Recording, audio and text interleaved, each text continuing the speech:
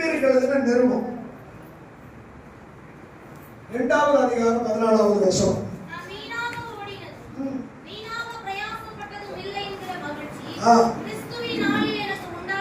உண்டாயிருப்பதற்கு பிடித்துக் கொண்டு நீங்கள்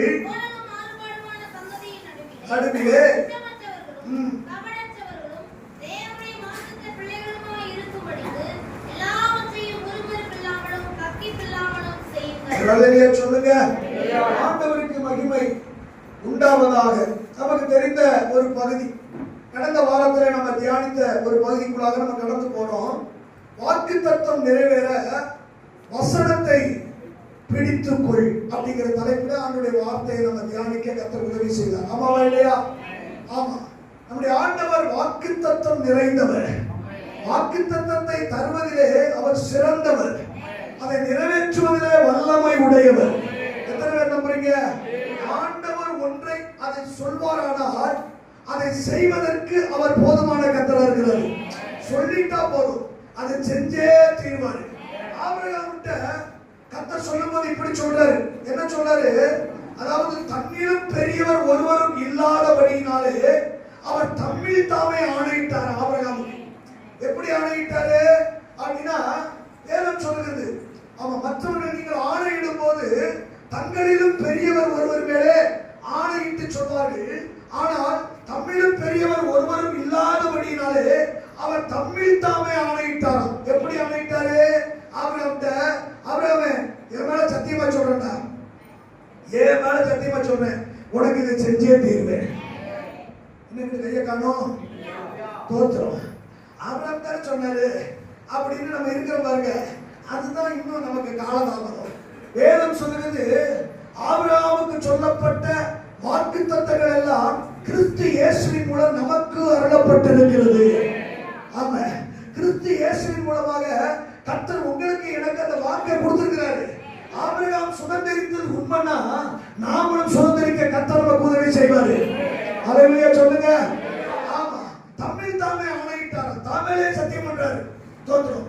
ஏமா சத்தியமா சொல்றது உனக்கு நடந்து தீரணும். நம்ம சில வேளையில சொல்லுவோம் பாருங்க, ஒரு காரியத்தை சொன்னா ப்ராமிஸ் பண்ண சொல்லுவோம். ஆமா, சத்தியமா செய்யணும் சொல்லுங்க. பிள்ளைகள்லாம் பேசுவாங்க, அவங்க சொல்லுவாங்க, என் மேல சத்தியமா சொல்றேன்டா, என் மேல சத்தியமா சொல்றோமா. அவங்க சொல்லுவாங்க, உங்க அம்மா மேல சத்தியமா சொல்லு. ஏன்னா எதுக்கு அப்படி சொல்றாங்க அப்படின்னா, அம்மா ரொம்ப நல்லவங்களா? இல்ல இல்ல இல்ல, இவங்களும் அவங்க பெரியவங்க, அதனால பெரியவங்க மேல ஆணையிடுவாங்க. இப்போ ஆண்டவர் தம்மிலும் பெரியவர் ஒருவரும் இல்லாததுனால தம்மிலே ஆணையிட்டார். ஆமா, அப்படின்னா என்ன? ஆண்டவர் ஒரு வார்த்தை சொல்வாரானால் அதை செய்வதற்கு அவர் வல்லமை உள்ள கர்த்தராய் இருக்கிறார். ஹல்லேலூயா. வாக்குத்தத்தம் நிறைவேறும். ஆண்டவர் சொன்னாலும் நிறைவேற்றியே தீர்வார். அப்ப வாக்குத்தத்தம் நிறைவேறணும்னா வசனத்தை பிடிக்கணும். வசனத்தை பிடிக்கணும். எப்படி பிடிக்கிறது அப்படின்னா, தோத்துறோம். தாவீது வசனத்தை பிடிக்கிறான். என்ன பிடிக்கிறான் அப்படின்னா, எனக்கு ஒரு வீடு கட்டுவேன்னு தேவரே, உனக்கு ஒரு வீடு கட்டுவேன் என்று சொன்னீரே. தாவீது தானே சொன்னார், தாவீதுக்கு தானே சொன்னாரு. அப்படி இருக்க கூடாது. யாருக்கெல்லாம் வீடு இல்லையோ, யாருக்கெல்லாம் ஏற்கனவே எனக்கு ஆல்ரெடி வீடு இருக்குதுங்க, ஒரு சின்ன வீடு கேட்போம். என்ன சின்ன வீடுனாலே சிரிக்க ஆரம்பிச்சிருக்கீங்க. ஒரு வீடுக்கு நான் சொல்றேன், ஒரு 2-3 வீடை கட்டி வாடகைக்கு விடக்கூடாது. இன்னைக்கு வாடகை வீடு பார்த்தீங்கன்னா 3000 4000 அப்படின்னு சொல்றாங்க. நான் சொல்றேன், நீங்க வீடை கட்டி கர்த்தருடைய பிள்ளைகளவா, நம்ம வீடு இவ்வளவுதாங்க, மற்றவங்க 4000னா 2000க்கு நான் விடுறாங்க. இது ஒரு மாதிரி இருக்கீங்க. ஏன் விடக்கூடாது? சௌரியா ஜெபம் பண்ணுங்க. ஆமா, இடத்தை வாங்குறோம், வீட்டை கட்டுறோம், வாடகைக்கு விடுறோம். ஹல்லேலூயா. தோத்துறோம். ஆமா, யாரும் போய் சௌரியாட்ட போய் கேட்காதீங்க. தோத்துறோம். வீடு கட்டா எங்களுக்கு கொடுங்க. நான் சொல்றேன், நீங்க கேளுங்க, எங்க கேட்க, நாங்க வீடு கட்ட போறோம். எத்தனை பேர் நம்புறீங்க? ஹல்லேலூயா. ஆமா, அந்த உள்ள இக்கண்ணா மட்டும் போடாதீங்க. இது கடனே அடைய மாட்டேங்குது. இந்த இக்கண்ணா மாறுற வரைக்கும் நீங்க என்ன செய்ய மாட்டீங்க. ஆமா, எந்த நன்மையும் பெறவே இந்த முக்கிறது முதல்ல என்ன செய்யணும்? முதல்ல நிக்கணும். ஆமா, அதுக்கெல்லாம் அப்பாற்பட்டவர்தான் சர்வ வல்லமையுள்ள தேவன். என்னால் செய்யக்கூடாத அதிசயமான காரியம் ஒன்று உண்டோ? நினைக்கிறியா அப்படின்னு. ஒன்னால முடியாது, உங்க ஐயா வாழ முடியாது, உங்க அம்மா வாழ முடியாது, உன் குடும்பத்தால முடியாது, ஆனா என்னால முடியும். ஏன்னா இல்லாதவைகளை இருக்கிறதாக அழைக்கிறவர் நம்முடைய ஆண்டவர். காற்றையும் பார்க்க மாட்டேன், மழையும் பார்க்க மாட்டேன், ஆனால் இந்த பள்ளத்தாக்குகள் தண்ணீராலே நிரப்பப்படும். காற்று இருக்காதா, மழை இருக்காதா, ஆனா தண்ணீரை நிரப்ப அவரால முடியும். ஒரு அல்லேலூயா சொல்லுங்க. கர்த்தருக்கு ஸ்தோத்திரம். அப்போ வாக்குத்தத்தத்தை நாம் சுதந்தரிக்க வேண்டுமானால், வாக்குத்தத்தம் நம்முடைய வாழ்க்கையில நிறைவேற வேண்டுமானால் வசனத்தை என்ன செய்யணும்? பிடிக்கணும். நீங்க ஆதியாகமம் 32வது அதிகாரத்தை நீங்க எடுத்துக்கொள்வீங்கன்னா 11, 12 ஆகிய வசனத்தை நீங்க வாசித்து பார்க்கும்போது ஆதியாகமம் 32 தப்புவித்த ஆண்டவர் சமூகத்துக்கு போறான். ஆண்டவனை கேட்கிறான், என் சகோதரனாகிய ஏசாவின் கைக்கு என்னை தப்புவியும், என்னையும் என் பிள்ளைகளையும் தாய்மார்களையும் முறியடிப்பான் என்று அவனுக்கு நான் பயந்து இருக்கிறேன். நான் உனக்கு மெய்யாகவே நன்மை செய்து என்னை முடியாத கடற்கரை மணலை போலவும் மிகவும் பெருக பண்ணுவேன் என்று சொன்னீரே. அவன் ஆண்டவர் சமூகத்துக்கு போறான். ஏசாவுக்கு பயந்துதான் ஓடிடுவேன், சிங்கிளா ஓடுறான். இப்ப என்ன அப்படின்னா, இப்ப மனைவி பிள்ளைங்க தோத்திரம் வெகுமானங்கள் எல்லாம் இப்ப அவனுக்கு இருக்குது. இப்ப என்ன அப்படின்னா, இப்ப ஏசா 400 பேரோட என்ன செய்யறான்? திரும்பி வாரான். ஏசாவுக்கு பயந்து சிங்கிளா ஓடினவன் இப்ப 400 பேரோட அவன் வரத பார்த்தோம். ஒருத்தன் தான் துரத்தினான். ஒருத்தனுக்கு பயந்து ஓடினவன் இப்ப 400 பேரா என்ன செய்யறான்? பின்தொடர்ந்து வருகிறான். இப்ப பார்த்த உடனே இவனுக்கு பயம் தோற்றுரும். ஒருத்தர் இருந்தாலே நம்மளை காய் பண்ணிடுவான். ஏன்னா முரட்டாட்டம் உள்ளவன். இப்ப 400 பேரோடு வர்றானே, என்ன செய்யறதுன்னு அவன் சொல்றான். மிகவும் என்ன செய்கிறேன்? பயந்து இருக்கிறேன்.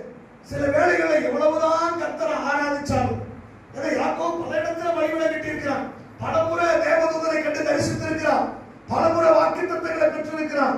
என்னதான் வாக்குத்தத்தம் வாங்கினாலும் சில பயம் நம்மளை விட்டு என்ன செய்ய மாட்டேங்குது, போக மாட்டேங்குது. ஆமா தோத்துறோம். இது இப்படி ஆயிருமோ, இப்படித்தான் அவருக்கு வந்துச்சு, அவரு செத்து போயிட்டாரு, இப்படித்தான் வந்துச்சு, படுத்த படுக்கை ஆகிட்டாங்க, இப்படித்தான் வந்துச்சு, கை கால் வராம போயிருச்சு, இப்படித்தான் வந்துச்சு. நான் சொல்றேன், அப்படி வந்தா என்ன? பலம் கொண்டு திடமனதாயி திகையாதே கலங்காதே. நான் மோசையோடு கூட இருந்தது போல உன்னோடு கூட இருப்பேன்னு ஒருத்தர் வாக்கு பண்ணார் பாருங்க. அவர் இருக்காரா? அவர் மட்டும் பெயரப்படாது. அல்லேலூயா. 38 வருஷம் படுத்தபடிக்கு இருந்தவனுக்கே ஒரு நம்பிக்கை இருக்குது. நிச்சயமா ஒரு நாள் குளம் கலங்கும், ஒரு நாள் நம்பிக்கை என்ன செய்வேன், இறங்குவேன், சுகம் பெறுவேன் அப்படின்னு அவனுக்கே ஒரு நம்பிக்கை இருக்கும்னா இந்த பலவீனை என்ன செய்யும்? கண்ணாடிக்கு முன்னாடி நில்லுங்க. பெரிய கண்ணாடியா இருக்கா, சின்ன கண்ணாடி, இந்த கண்ணாடி முகம் தெரிஞ்சா போதும். கண்ணாடிக்கு முன்னாடி நின்று இந்த பலவீனை என்ன செய்யும்? இந்த பிரச்சனை என்ன செய்யும்? இந்த கடன் என்ன செய்யும்? இந்த கஷ்டம் என்ன செய்யும்? ஒரு பாட்டை போட்டுங்க. என்னதான் ஆனால் என்ன, என் மீட்பர் உயிர் கொடுந்து தொடர்ந்து பயணம் செய்வேன், என் துணையாளர் முன் செல்கிறார். அல்லேலூயா. படிச்சுதான் பாருங்களேன். நான் சொல்ல பலவீனம் உங்களை பார்த்து வெட்கப்படணும், பிரச்சனை உங்களை பார்த்து வெட்கப்படணும். அல்லேலூயா. சரி, அவமானமா போச்சு அப்படி சொல்லணும். கடன் பார்த்து சொல்லணும், அவமானமா போச்சு, நம்ம மூஞ்சில கரிய பூசிட்டாலே. ஏன்னா சொல்றது இயேசு, இயேசுவின் நாமத்துக்கு வல்லமை இருக்குது. அதனால அந்த நாமத்தை பயன்படுத்தி பாருங்க. இல்லாதவைகளை இருக்கிறதாக அழைக்கிற சர்வ வல்லமை உள்ளவராக கர்த்தர் உங்க கூட இருக்கிறாரு. அல்லேலூயா. ஆண்டவருக்கு மகிமை உண்டாகட்டுங்க. பேசி பாருங்க, ஜீவனுள்ள தேவனுடைய வார்த்தைகளை நீங்க பேசி பாருங்க. இப்ப என்ன அப்படின்னா, யாக்கோவுக்கு ஒரு பயம் தோற்றம். அந்த பயம் எவ்வளவுதான் கர்த்தர் பேசினாலும் நம்ம மட்டும் தான் பேசுறாரு. ஆனா அந்த பயம் மட்டும் நம்மளை பார்த்து என்ன மாட்டேங்குது, போகவே மாட்டேங்குது. யோபு சொல்றாரு பாருங்க, பயந்த காரியம் எனக்கு நேரிட்டது. சில வேளைகள்ல நம்ம பயந்த காரியம் கூட நமக்கு என்ன செய்யுது, நேரிடுமோ அப்படிங்கிற ஒரு அச்சம் இருக்குது. நான் சொல்றேன், ஆண்டவர் சொல்றாரு, பயப்படாத, நான் உனக்கு துணையா இருக்கிறேன். அல்லேலூயா. உன் பிரச்சனை மாறும், உன் பலவீனம் மாறும், உன் தேவைகள் சந்திக்க படும். ஒரு அலையிலேயே சொல்லுங்க, நீ நல்லா இருப்ப, நீ ஆசீர்வாதமா இருப்ப, ஒரு தொழில் ஆசீர்வதிக்கப்படும், ஒரு வியாபார விருத்தி அடையும், உன் பிரயாசங்கள் வாய்க்கும். பட்டணத்தில் நீ ஆசீர்வதிக்கப்பட்டிருப்ப, வெளியில் ஆசீர்வதிக்கப்பட்டிருப்ப. கையை வைத்து சொல்லுங்க, ஆண்டவருடைய வார்த்தைக்கு வசனத்தை பிடிங்க. யாக்கோபு சொல்றான், பயந்து ஆண்டவரை தேடுறாரு. இப்ப என்ன சொல்றாரு? ஆமா, தேவரீரோ நான் உனக்கு மெய்யாகவே நன்மை செய்து உன் சந்ததியை எண்ணி முடியாத கடற்கரை மணலை போல மிகவும் பெருக பண்ணுவேன் என்று சொன்னீரே. அப்படின்னு என்ன? ஒருத்தர் வந்து என்ன போட்டான்னா எப்படி சந்ததி இருக்கும்? என் பிள்ளைகளை கொண்டுட்டா எப்படி சந்ததி இருக்கும்? அவர் சொன்னா எண்ணி முடியாத அளவுக்கு கடற்கரை மணலை போல இருக்கும்னு சொன்னீங்களே, இப்ப போற்றுவாங்க அப்படிங்க. காரணம் என்ன தெரியுமா? வசனத்தை, கர்த்தர் சொன்ன வாக்குத்தத்தத்தை பிடிக்கிறான், வசனத்தை வச்சு ஆண்டவர் சமூகத்துல கேட்கிறான், செபிக்கிறான். நடந்தது தெரியுமா? விரோதமாய் வந்தவன் நண்பனா மாறிட்டான். என்ன ஒரு மாதிரி இருக்கீங்க? ஆண்டவரை யாரெல்லாம் நண்பராக விரோதியை மாத்துங்க அப்படின்னு சொல்லணுமா? ஆளுகளை கையை ஊத்துறாங்க சொல்லுங்க. ஒருவனுடைய வழிகள் கர்த்தருக்கு பிரியமாக இருந்தா அவன் சத்துருக்களும் அவனை என்ன செய்வாங்களாம்? சிநேகிப்பார்களாம். நான் சொல்றேன், ஆண்டவர்கிட்ட போங்க, வசனத்தை பிடிங்க, வாக்கு தத்தத்தை வச்சு நீங்க ஜெபம் பண்ணுங்க. அந்த வாக்கு தத்தத்தை சுதந்திரிக்க கர்த்தர் உதவி செய்வார். கையை உயர்த்தி ஆண்டவருக்கு மகிமை உண்டாவது. இரண்டாவது காரியம் என்ன அப்படின்னா, கர்த்தர் சொல்ற வெளிப்படுத்தலின் புஸ்தகம், வெளிப்படுத்தலின் புஸ்தகம் 3வது அதிகாரம் 7, 8 ஆகிய வசனம். பிலதெல்பியா சபைக்கு என்னவெனில்,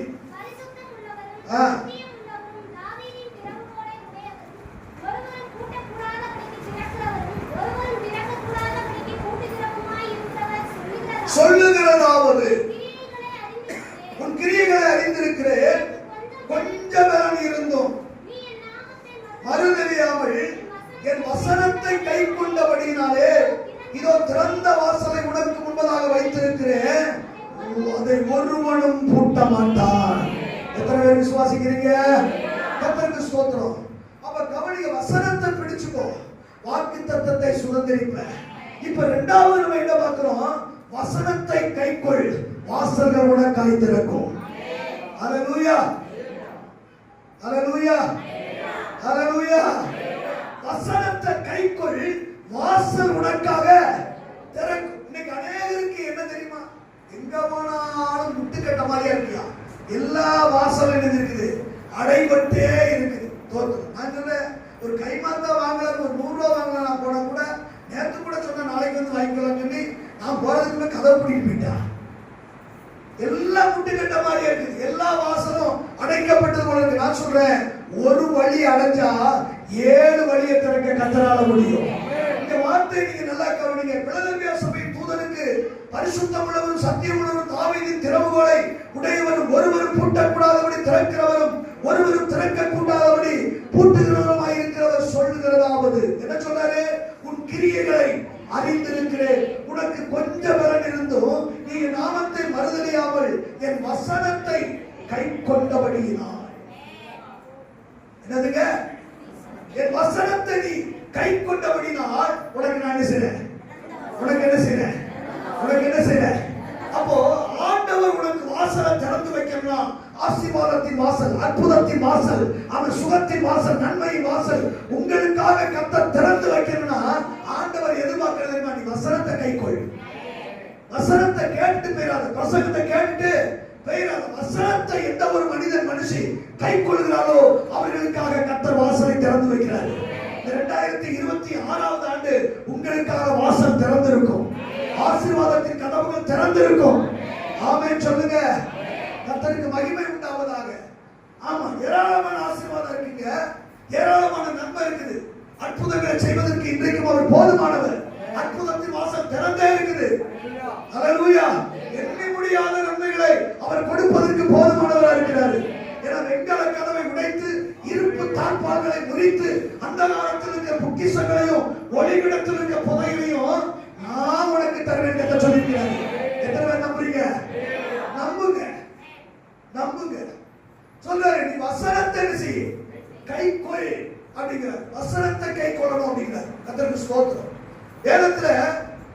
யோசுவாவின் புத்தகத்துல 1ஆவது அதிகாரத்துல 7, 8 ஆகிய வசனத்தை நீங்க வாசித்து பார்க்கும்போது படியெல்லாம் அல்லாஹ் செய்வதற்கு நீ கவனமாக இருக்க மாத்திரம் திடமனதாயிரு, புத்திமானா நீ நடந்து கொள்வ.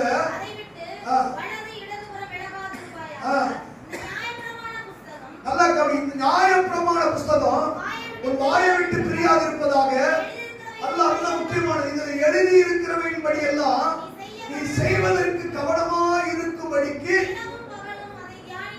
எதுக்கு தியானிக்கணுமா? எதுக்கு தியானிக்கணுமா?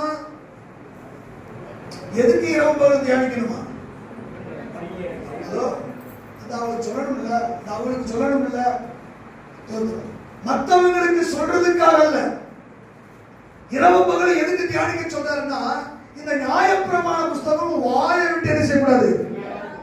இதுல சொல்லி இருக்கிற இந்த வேத வாக்கியம், இந்த வேத வசனம் உங்க வாயை விட்டு என்ன செய்யக்கூடாது, பிரியவே கூடாது. வாக்கியால சொன்னாரு, ஆசாரியனுடைய உதடுகள் அறிவை காக்க வேண்டும், அவனிடத்துல கர்த்தருடைய வசனத்தை தேடுவார்கள். நான் சொல்ல, ஆசாரியன் யாரு? எங்க ஊர் பக்கத்துல அங்க இருக்காரு தச்சு ஆசாரி. நல்ல மரமெல்லாம் நல்ல கதவெல்லாம் செஞ்சு ஆடுகளை பாருங்க. வேதம் சொல்ல, அந்தகார இருள் இருந்த நம்மை ஆச்சரியமான மொழியிடத்துக்கு வரவழைத்தவருடைய புண்ணியங்களை அறிவிக்கும்படி தெரிந்து கொள்ளப்பட்ட சந்ததியும் ராஜரீகமான. பக்கத்துல கை பிடிச்சு, நீங்க தான் ஆசாரி. ஏழு காரியம் அதிகாரியா பாஸ்டர். ஹalleluya. நம்மள யாரா? ஆசாரியும் ராஜரீகமான ஆசாரிய கூட்டம். சாதாரணமா இல்ல. இப்ப நாளைக்கு தச்சு வேலை கிளம்பி நினைச்சிடாதீங்க, தோத்துரும். எல்லாருமே யாரா இருக்கிறோம்னா ஆசாரி. அப்ப ஆசாரியுடைய உதடுகள் என்ன இருக்கணும்? வசனம் இருக்கணும். வாயை திறந்தா அவன் கட்டு கதைகள் வரக்கூடாது. சீர்கேடு கிளைகள் பேச்சுமா இருக்கிற கட்டு கதைகளுக்கு விலகி. அந்த கோயிலுக்கு நீங்க போய் பாருங்க, அதுல அது பால் குடிக்குதான். அது குடிச்சா உனக்கு என்ன? அது பாலை குடிச்சா பிராந்தியை குடிச்சா உனக்கு என்ன? இடத்தையும் குடிச்சிட்டு போகுது. பேய் எல்லாமே செய்யுங்க. மோசே எகிப்துல தோத்துறோம், அற்புதம் செய்யறான். மோசே தேவனுடைய மனுஷன், தேவ வார்த்தையின்படி செய்யறான். மந்திரவாதிகள் நினைச்சாங்களாம், இவன் செஞ்ச அற்புதம் எல்லாம். அப்ப அற்புதத்தை கண்டு கடவுள் நம்பிடாதீங்க. பேயும் என்ன செய்யும்? அற்புதம் செய்யும். தெளிவு வேணும். தெளிந்த புத்தி உள்ளவர்களாக இருக்கணும். கர்த்தருக்கு மகிமை உண்டாவதாக. கவனிங்க, கர்த்தர் யோசுவாவின் இடத்துல பேசுறாரு. இந்த நியாயப்பிரமாண புஸ்தகம் வாயை விட்டு பிரியாது. இதில் எழுதியிருக்கிறவர்களின் படியெல்லாம் செய்வதற்கு நீ கவனமாக இருப்பதற்காக இரவும் பகலும் என்ன செய்யணும்? அதை நீ தியானிச்சுக்கிட்டே இருக்கணும். எதுக்குன்னா, இரவும் பகலும் என்ன செய்யணும்? தியானம் எதுக்கு அப்படின்னா, இதைப்படி நீ செய்யணும். மோசே உனக்கு எழுதி கொடுத்துட்டாப்பா, மோசே உனக்கு எழுதி கொடுத்தான், நீ வாசத்துக்கு விட்டுறாத. அதன்படி செய்வதற்கு உனக்கு என்ன வேணும்? கவனம். இன்னைக்கு நிறைய பேர் பிரசங்கத்தை கேட்கிறாங்க.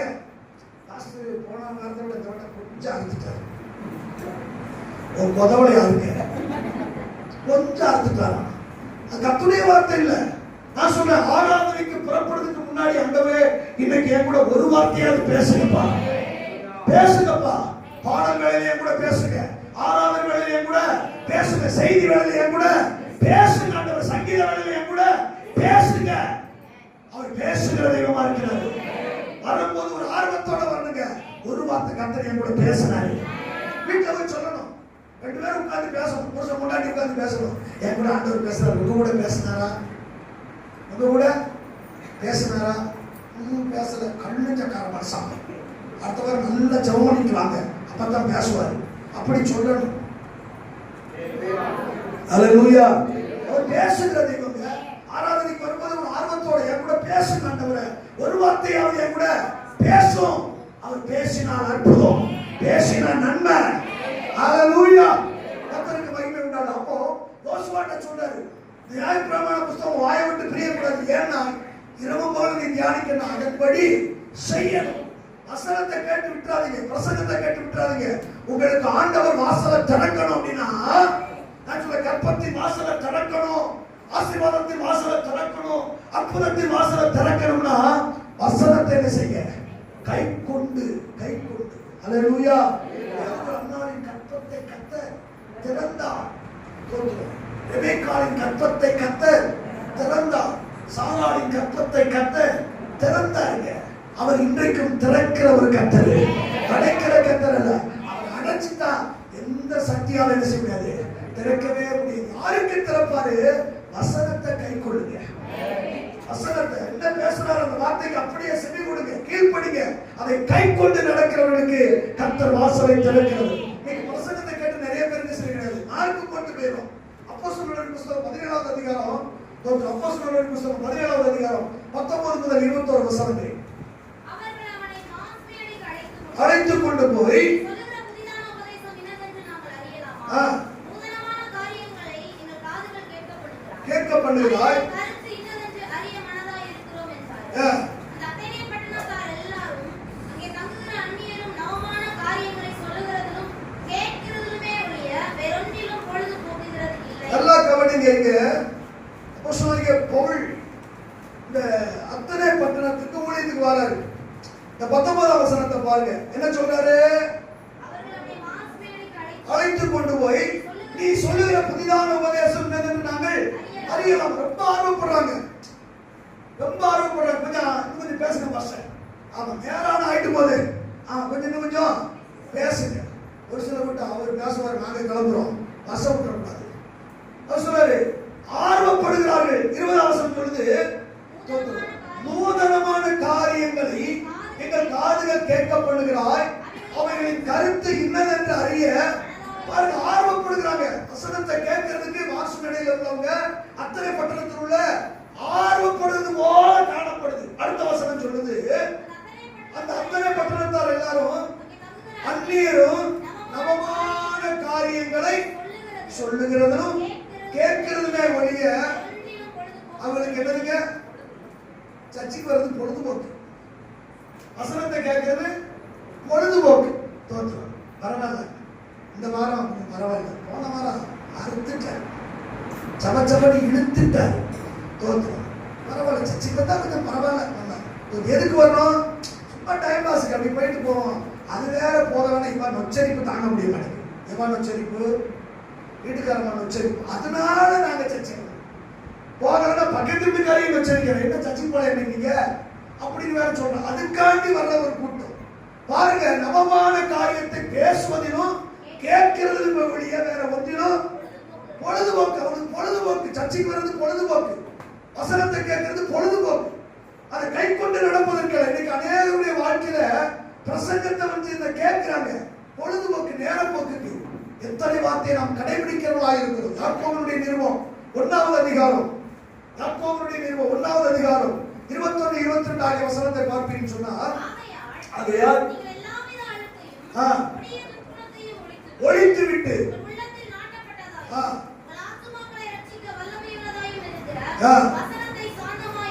என்ன செய்யணுமா? வசனத்தை முதல்ல ஏற்றுக்கொள். என்ன மாதிரியா வந்தாலும் சரி, ஆசீர்வாதமா வந்தாலும் சரி, கடிந்து கொள்வது வந்தாலும் சரி, ஏற்றுக்கொள்ளுகிற ஒரு இருதயம் நமக்கு வேணும். எப்படி ஏற்றுக்கணுமா? இப்ப பார்த்தாலும் என்னையே சொல்றாரு, என்னையே குத்தி குத்தி காட்டுறாரு. ஆனா ஆவியானவர் சொன்னாரு, உனக்கு ஆண்டவர் ஆசீர்வாதத்தின் கதவுகளை திறக்கணும், அற்புதத்தின் கதவை திறக்கணும்னா உன்னை நோக்கி வருகிற வசனத்தை சாந்தமா ஏற்றுக்கொண்டு அல்லாமலும் வஞ்சியாதபடிக்கு கேட்கிறவர்களாய் மாத்திரமல்ல அதன்படி என்ன செய்யணுமா? வசனத்தை கேட்டு போயிடாத, அதன்படி. நான் சொல்றேன், கடந்த நாட்கள் எப்படியோ இந்த வருஷத்துல ஒரு தீர்மானம் எடுப்போம். ஆண்டவரே, நான் வசனத்தை கேட்டு விட்டுறக்கூடாதுப்பா, அந்த வசனத்தின்படி வாழ்வதற்கு எனக்கு உதவி செய்ய, அந்த வசனத்தின்படி வாழ்வதற்கு கை கொண்டு நடப்பதற்கு எனக்கு உதவி செய்ய. ஆமா, 3வது நிருபத்துல, யோவான் எழுதின 3வது நிருபத்துல தோத்திரம், அதை நீங்க 1 முதல் 4 வசனங்களை நீங்க வாசித்து பார்த்தா நான் முடிக்கிறேன். தோத்திரம் அங்க சொல்லப்படுது, மூப்பனாகி நான் சத்தியத்தின்படி நேசிக்கிற பிரியமான தாய்வுக்கு எழுதுகிறதாவது, பிரியமானவனை ஆத்துமா வாழ்கிறது போல நீ எல்லாவற்றிலும் வாழ்ந்து சுகமா இருக்க வேண்டுகிறேன் அப்படின்னு சொல்லி, சகோதரர் வந்து நீ சத்தியத்திலே நடந்து கொள்கிறாய் என்று உன்னுடைய உண்மையை குறித்து சாட்சி கொடுத்த போது மிகவும் சந்தோஷப்பட்டேன். என் பிள்ளைகள் சத்தியத்தில் நடக்கிறார்கள் என்று கேள்விப்படுகிற சந்தோஷத்துல எனக்கு வேற ஒரு, நான் சொன்னேன், ஊழியக்காரருடைய இருதயம் சந்தோஷப்படணுங்க. கர்த்தருடைய இருதயம் என்ன செய்யணும்? எதுல சந்தோஷப்படணும்? சத்தியத்தை கேட்ட வசனத்தை கேட்ட வசனத்தின்படி யார் நடக்கிறாரோ அதை பார்த்து கர்த்தர் சந்தோஷப்படுறாரு. அல்லேலூயா. கர்த்தர் சொல்ற குலதெல்பியா சபைக்கு தோத்திரம், உனக்கு கொஞ்சம் பலன் இருந்து நீ என்ன மறுதலிக்காம தோத்திரம், ஆமா நீ என் வசனத்தை கை கொண்டு நடந்தபடினால் திறந்த வாசலை உனக்கு முன்பதாக வைத்திருக்கிறார். தெய்வ பிள்ளையே, உனக்கு ஆண்டவர் ஆசீர்வாதத்தின் வாசலை திறக்க அவர் ஆயத்தமா இருக்காரு. ஒரு அற்புதத்தின் வாசலை திறக்க அவர் ஆயத்தமா இருக்காரு. யாருக்கு? நான் வசனத்தை கை கொள்ளுகிறவர்களுக்கு நீ கை கொண்டு நடந்து பாரு, உனக்கு அற்புத வருஷத்தில் நடக்கும். ஆசீர்வாதம் உனக்கு உண்டாகும், நன்மை உண்டாகும். நீ பட்டணத்தில் நேர்மை அடைய கர்த்தர் உதவி செய்வார். ஆண்டவர் எதிர்பார்க்கிறது வசனத்தை கை கொள், வாசல் உனக்காக.